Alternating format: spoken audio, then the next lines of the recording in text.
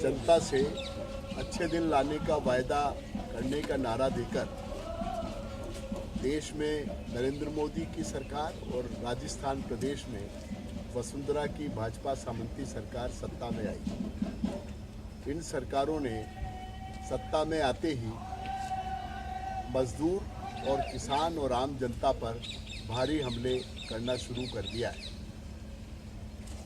राजस्थान की वसुंधरा सरकार ने प्रदेश को नरेंद्र मोदी की सरकार की नीतियों की प्रयोगशाला बना दिया है। राजस्थान प्रदेश में सबसे पहले मजदूर विरोधी संशोधन श्रम कानूनों में लाए गए।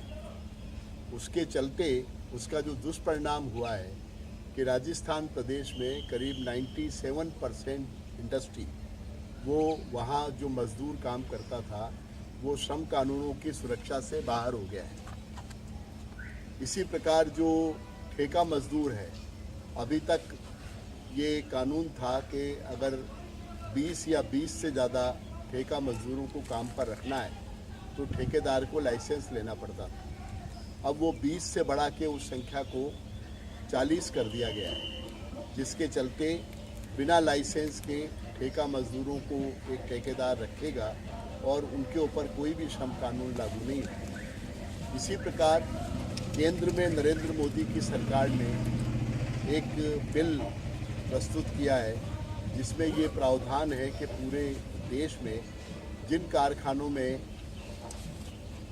40 तक मजदूर काम करते हैं उन कारखानों में जो बुनियादी 16 श्रम कानून है वो उनके ऊपर लागू नहीं हो। मजदूर का जो पैसा करोड़ों रुपया जो प्रोविडेंट फंड अकाउंट्स में जमा था उसको बिना प्रोविडेंट फंड ट्रस्टी बोर्ड की परमिशन लिए सरकार ने उसका 5 से 15% तक का इन्वेस्टमेंट जो है वो शेयर मार्केट में करने का फैसला किया।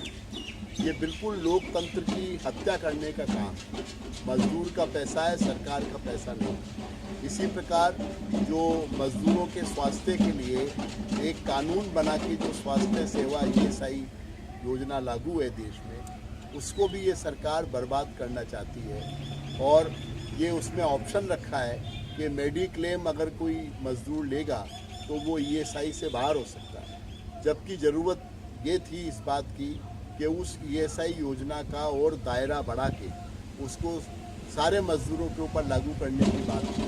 लेकिन वो सरकार मजदूरों से जो उनका हक है वो छीन रही। राजस्थान के अंदर 99% जो कारखाने 300 से नीचे जो मजदूर काम करते हैं उनका निश्चित तौर पर शोषण होगा। उसके खिलाफ हमारे पूरे राजस्थान में संघर्षों की कड़ी पर हमारी मार्क्सवादी कम्युनिस्ट पार्टी ने, हमारे ट्रेड यूनियन CI2 ने 2 मार्च से पूरे राजस्थान के तहसील मुख्यालयों पर वसुंधरा राजे का पुतला जलाया है। पूरे राजस्थान के जिला मुख्यालयों पर एक दिवसीय कन्वेंशन आयोजित करके संघर्ष की रूपरेखा तैयार की है। और उसी सिलसिले में 23 मार्च को भगत सिंह के शहीदी दिवस पर विधानसभा के अंदर हमने जोरदार प्रदर्शन किया है। और आने वाले मई महीने के अंदर 15 तारीख को पूरे राजस्थान के अंदर जोरदार प्रदर्शन मजदूर विरोधी जो राजस्थान की वसुंधरा सरकार की नीति है इसके विरोध के अंदर हम आंदोलन करेंगे।